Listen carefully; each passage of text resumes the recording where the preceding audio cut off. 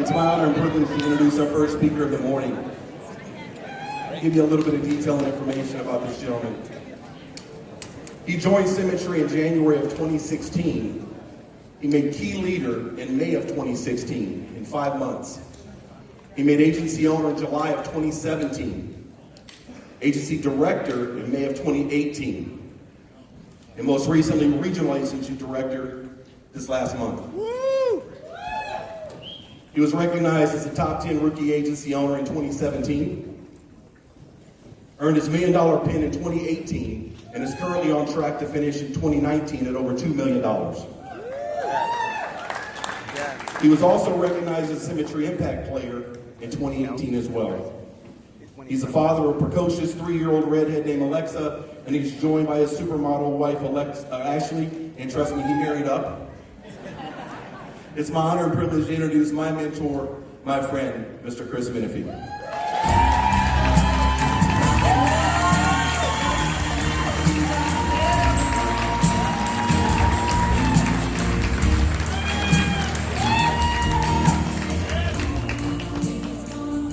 Morning, Symmetry. Good enough. We'll go with it. 50 years and 2 weeks ago today, almost to the hour, the United States achieved something out of this world. Literally, we landed on the moon. On that day, July 20, 1969, the entire country, the entire world watched as Neil Armstrong descended that ladder. Everyone was sharing in the thrill, the excitement, and the wonder of that moment. And isn't it always that way? We all want to share in the victories. What is often missed, however, is the great struggle to achieve those highest levels. Moments of glory overshadow the trials, the tribulations, and even the tragedy of the journey to the heavens. Over 500,000 people worked on the various projects necessary to develop the first moon missions. Countless failures and setbacks dogged the program. Dozens of test rockets and jet aircraft crashed in flights leading up to the landing. 10 pilots and astronauts died in flights or training accidents preparing for the moon launch. One of the most famous accidents happened almost 2.5 years prior to Apollo 11. The flash fire in the capsule of Apollo 1 killed all 3 astronauts inside. One of those astronauts, Gus Grissom, had already survived 2 crash landings as a test pilot. By some accounts, that crash, or that accident on Launch Pad 34, almost halted the U.S. attempt to reach the moon. Think of how history would have changed with that one decision. But Gus Grissom himself said, almost prophetically, just months earlier, if we die, we want people to accept it. If anything happens to us, we hope it will not delay the program. This conquest of space is worth the risk. Today, Launch Pad 34 sits empty at Cape Canaveral with a plaque that reads in Latin, "Ad Astera per Aspera." A rough road leads to the stars. Truer words were never spoken about the Apollo missions, and they are equally applicable to this business. As you've heard many share already at this conference, success doesn't come without sacrifice, as well as a fair amount of heartache.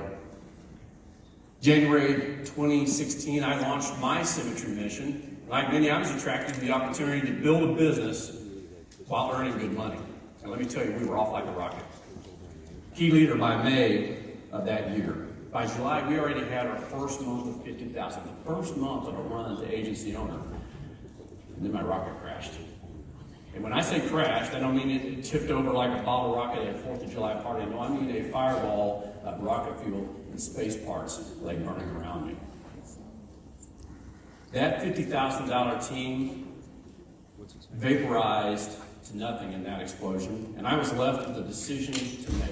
Rebuild to launch again, or settle for safety on Earth and walk away. I hear people say they love every bad thing that happens to them because they learn so much, and I get that. But I wanted my rocket to hit the moon on the first shot. I understand why people say that, though.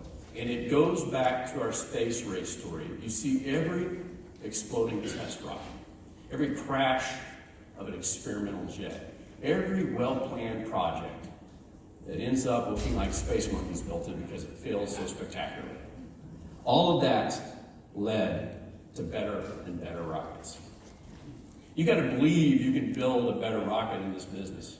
You have to build a better rocket and then go crash that one, so you can build another and go crash it, and keep going until you finally build that rocket or team that gets off the ground, gains some height, and then breaks through the stratosphere to the next level.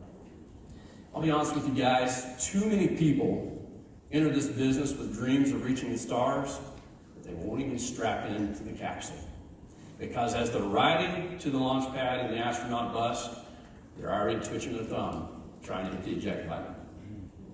Others do have success. Maybe they hit key leader or agency owner, and they think they've made the moon landing. They take their foot off the gas. All of a sudden, their ship starts losing altitude, and they're looking around wondering why.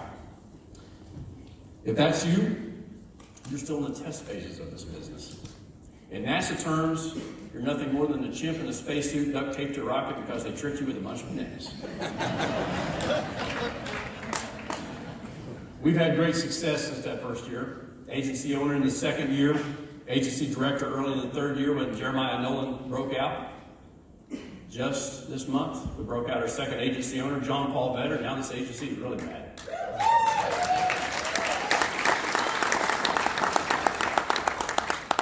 But even though I'm up here in front of you today, I assure you we haven't made it either.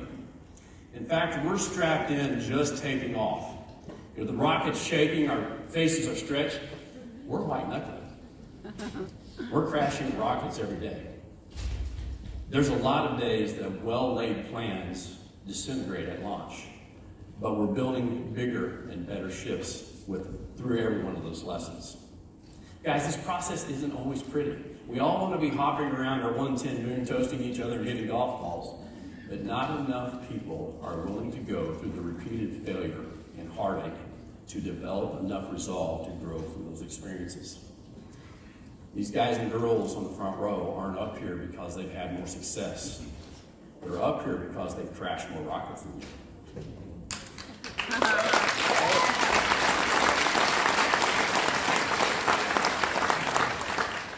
See, if you're willing to crash and burn, and then pick yourself up to launch again, if you're willing to build symmetry rockets, knowing that many will crash, I'll have to be frank with you.